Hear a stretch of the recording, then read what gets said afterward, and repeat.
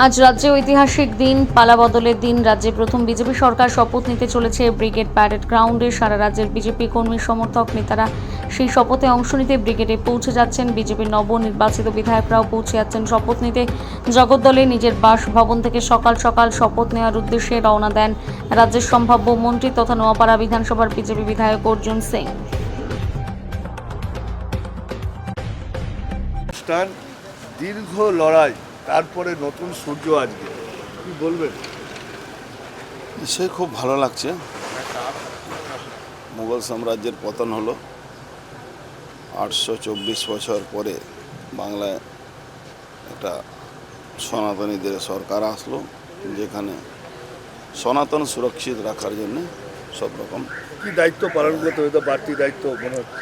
দেখুন, পার্টি যা কাজ দেবে, যে দায়িত্ব দেবে।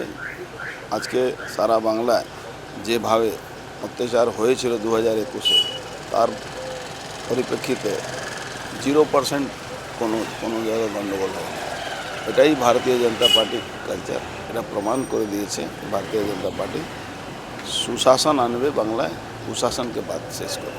শুভেন্দু অধিকারী মুখ্যমন্ত্রী হলো, রাজ্যের জন্য কতটা ভালো হলো? রাজ্যের জন্য অনেকটাই ভালো হলো। কেন, একটা মানুষ যে মাটির থেকে উপর অব্দি সব খবর রাখে, প্রত্যেকটা ব্যাপারে উনি অভিজ্ঞ আছেন, জানেন, খবর রাখেন, চিনেন। এই বাংলার রাজনীতিতে এই ধরনের লোক না থাকলে আপনি শাসন চালাতে পারবেন।